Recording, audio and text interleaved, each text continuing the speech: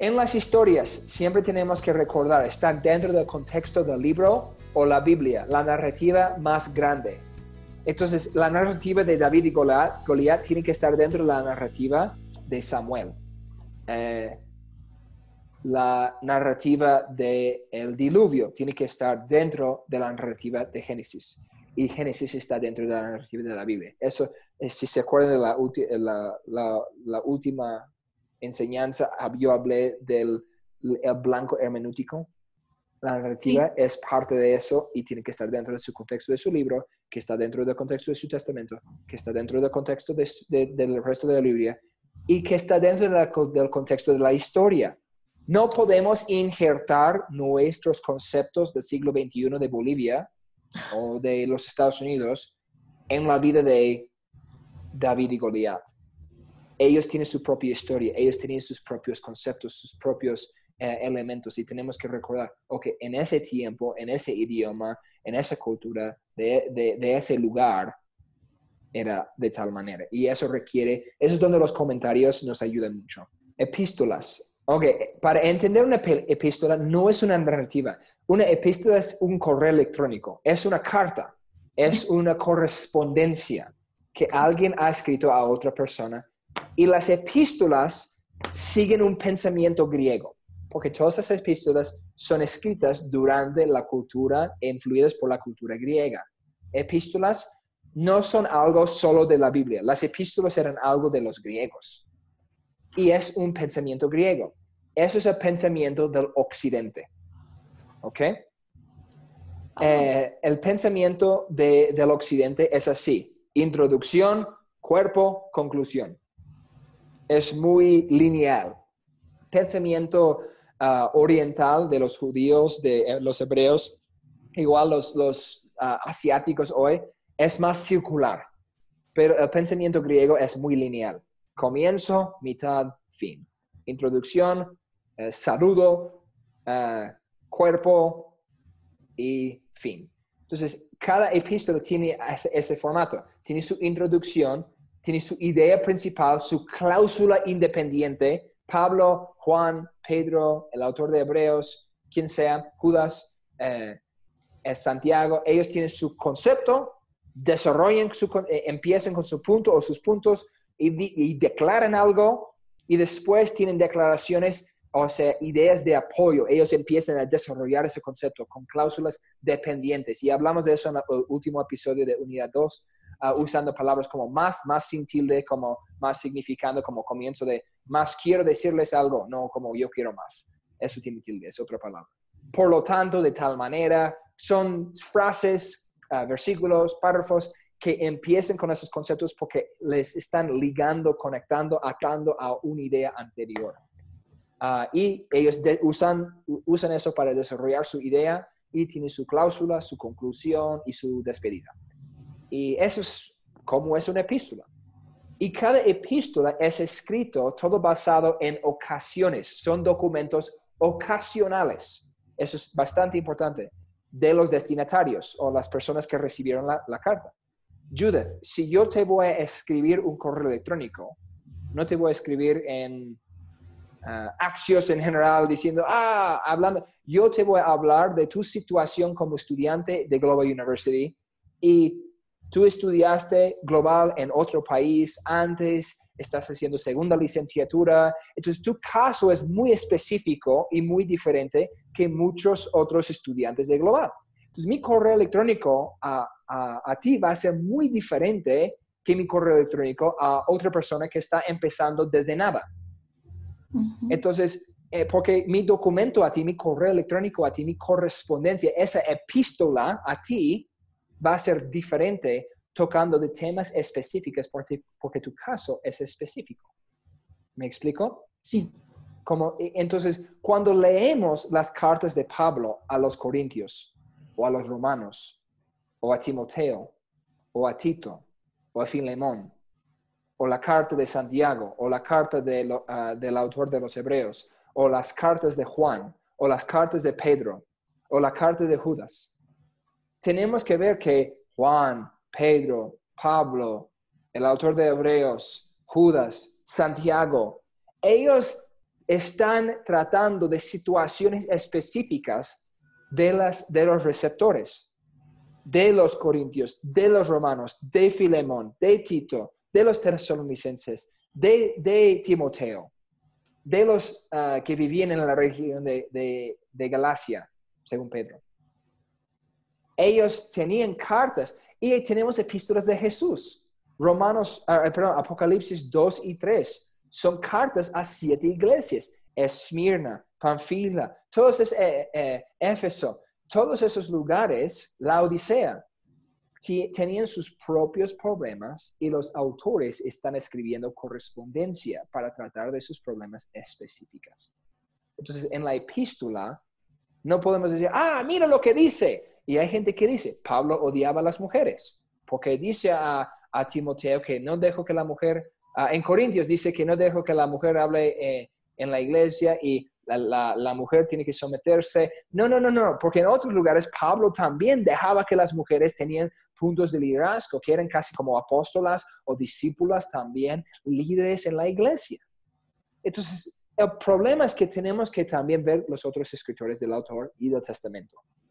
Y entonces tenemos que ver cuando Pablo escribe a Timoteo, cuando Pablo escribe a los corintios, está tratando de problemas que Timoteo tenía en Éfeso, que la iglesia tenía en Corinto, problemas que tenían en ese lugar, en ese momento. Poesía. Poesía está en todos los libros de la Biblia. Aquí es un ejemplo de los patrones de poesía, página 202 en nuestro texto, que he sacado aquí. Tenemos que encontrar los patrones en la poesía. Por ejemplo, poesía hebrea es muy interesante. No tiene rima como nosotros. Tenemos que ver, a veces tenía rima, pero a veces tenía estructura. Hay muchas personas que tienen dificultad en definir la poesía. Más que nada, la poesía, si yo tengo que crear una definición para poesía, es una manera de escribir con una estructura para expresar sentimientos o deseos o algo así. ¿Me explico? Uh-huh. O a veces es para expresar un concepto con lenguaje concreta, pero siempre con lenguaje con una estructura. A veces la estructura es rima. Eso es lo más común para nosotros. La música hoy, la letra es poesía, pero con música. Las canciones que cantamos, las alabanzas, son poesía, pero tienen estructura. A veces es ritmo, a veces es rima, a veces es un gismo, que es como parece como un X y tiene una gradación o algo así. A veces son paralelismos, y voy a hablar de paralelismos.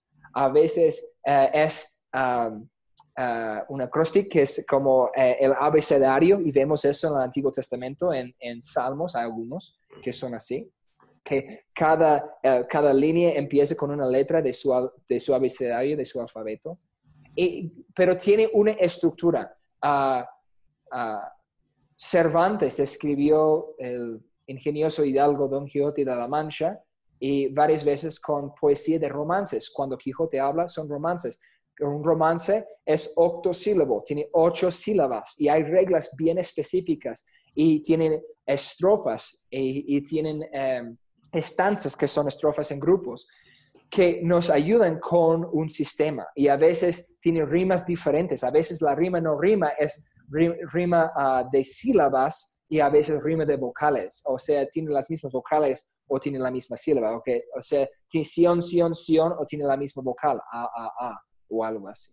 Entonces, hay que entender que poesía es algo bastante amplio, y la poesía hebrea es un poco complicado, pero no bastante. Muchas veces podemos encontrar la interpretación en el patrón. Entonces, por ejemplo, si tenemos un patrón, tenemos 3 clases de patrones. A y B, significa que tienen las mismas finales. Entonces, la primera letra aquí, la primera línea puede ser A, B, A, B. Es como hay una estructura. La segunda línea será A, B, B, B, B, A. Es el inverso. Pastor, quería preguntarle, en los patrones 1, 2, 3, cuando está puesto A, B, A, ¿hay alguna regla o esta regla que está ahí es una regla que debo seguir, o yo puedo hacer una mezcla? Sí, a veces hay reglas. En la poesía, en los romances, o las silvas, o los sonetos italianos, que es lo que se usa en español hay sonetos ingleses que son diferentes también, que no se usan en español. Hay reglas. Y cuando Unamuno, cuando Neruda, cuando Lorca, esos poetas españoles escribían poesía, ellos estaban bajo las reglas de la poesía en español. El salmista no estaba bajo un sistema de reglas como Lorca, Unamuno, Neruda, algo así. Ellos estaban bajo, ellos inventaban su propia estructura. No significa que ya no es poesía, pero ellos inventaron su propia estructura. No hay algo estándar para la Biblia. Entonces, aquí tenemos un patrón. Si el que te aborrece tuviera hambre, dale de comer pan. Y si tuviera sed. Entonces, aquí no es rima. La estructura, el patrón aquí es si tenemos una declaración. Si esto, entonces haz esto. Entonces, si él hace algo, esa es la respuesta. Y si hace esto, hay que hacer esto. Entonces, hay un patrón. Y no leemos la estructura en hebreo que tuviera otra rima, otras sílabas, otras cosas. Patrón número 2 tenemos aquí A y B. ¿Por qué quiere ser castigo? Es una pregunta. Y seguido por algo semejante. Otra pregunta. ¿Todavía os rebelaréis? Y ahora la respuesta. Toda cabeza está enferma y todo corazón doliente. Las dos respuestas, los dos son respuestas a las dos preguntas. Pero esta A va con este B, porque no tiene el apóstrofe, y esta A va con esta B. Entonces, hay un patrón aquí que vemos en página 202 que podemos estar mirando. Y no es decir, tenemos que memorizar todos los patrones. No, es para cuando nosotros enseñamos, tenemos que ver lo que está pasando con el lenguaje, con la literatura. Paralelismos, que se toca también con la poesía. Hay paralelismos antéticos. Ahora anti significa contraste, ¿ok? Entonces, es un ejemplo. Aquí tenemos dos ejemplos. Uno en Salmo 1.6 y otro en Proverbios 20, versículo 3. Dice aquí, ¿por qué Jehová conoce el camino de los justos? Mas la senda de los males perecerá. Entonces, tenemos dos conceptos. Y eso es algo, tal vez en sus notas van a querer escribir esta palabra, yuxta con Y, yuxtaposición. Yuxtaponer significa poner dos cosas. Yuxta es un término antiguo para junto. Es poner dos conceptos juntos para compararlos o hacer un contraste. Dos ideas opuestas o dos ideas iguales. Y eso pasa mucho en los paralelismos. Es yuxtaposición. Están poniendo dos conceptos en un paralelismo antético, dos conceptos opuestos, o en lo que se llama sintético, es el siguiente, dos conceptos iguales. Yuxtapone. Entonces, paralelismo sintético, antético es contraste, sintético es comparación. Tenemos algo aquí en Salmo 9:10. Dice, en ti confiarán los que conocen tu nombre. Por cuanto, y en nuestro texto dice que hay muchas palabras, por cuanto, como, así, algo así. Entonces, ¿por cuánto ahora comparación? Tú, oh Jehová, no desamparaste a los que te buscaron. Pastor, retornando al otro slide donde dice, sí, los contrastes más. Leía el texto y decía que podía usar la palabra más y también la palabra pero. Sí. Y nos mandaba a Proverbios 10 para que contemos cuánto hay de contraste. Pero sí. en ese salmo, en ese Proverbio 10, se usa la palabra más, pero, y hay también algo que usa, no sé si eso se puede usar, la y. Depende. Una conjunción es una palabra que conecta dos partes de una frase. Significa una conexión entre esta cláusula y esta cláusula. Lo que dice la cláusula va a determinar si es antético, opuesto, contraste, o si es sintético, o sea, comparación.